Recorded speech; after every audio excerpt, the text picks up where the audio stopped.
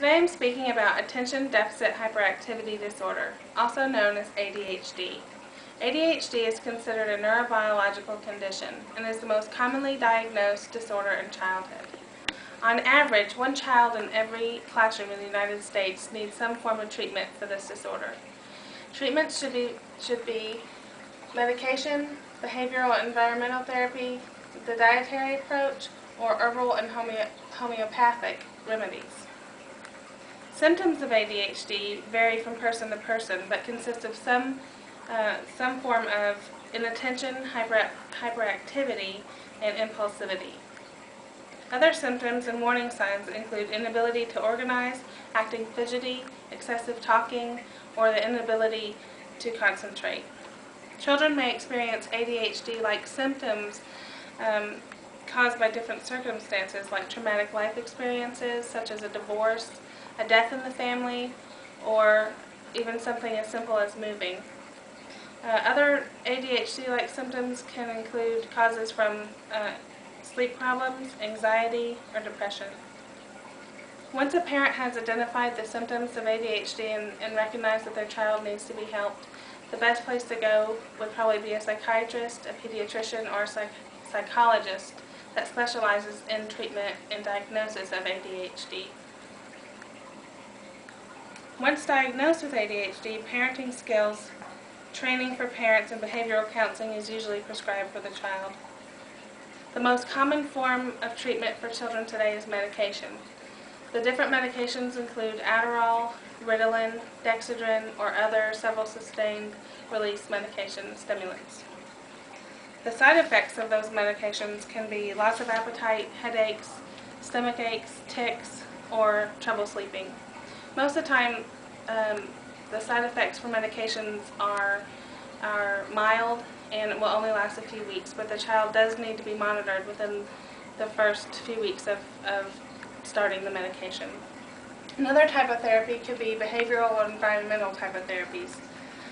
These therapies usually include behavior modification, timeouts, and reward systems. Behavior modification is usually used in combination with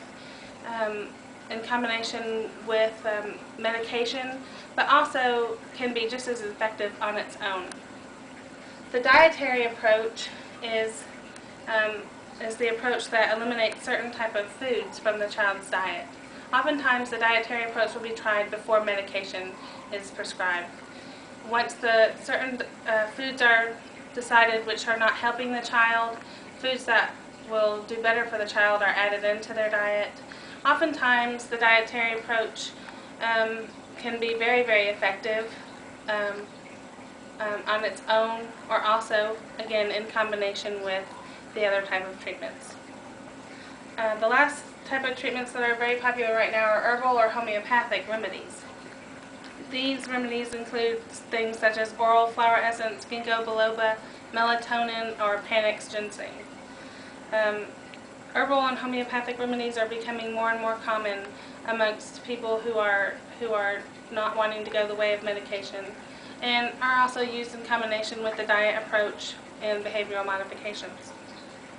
If untreated, ADHD can have several consequences for the child affected with ADHD.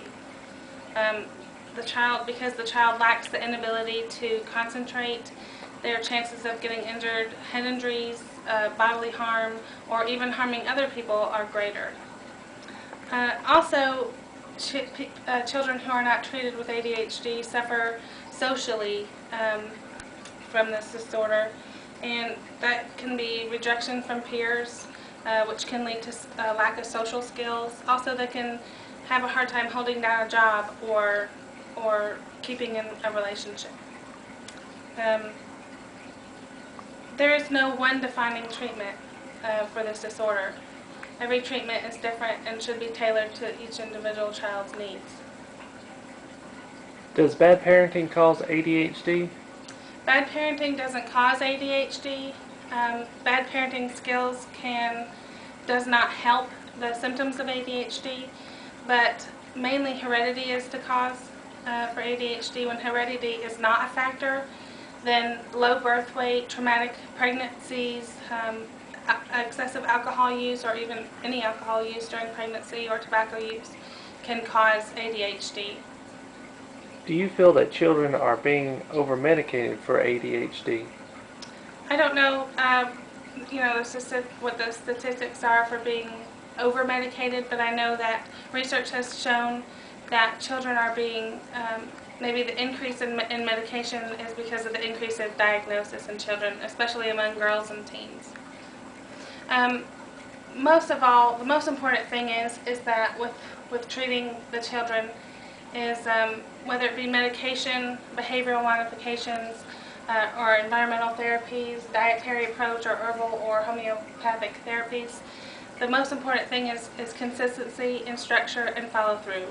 Getting parents to help, getting teachers involved, and having that strong support group is the most important thing for helping a child with ADHD.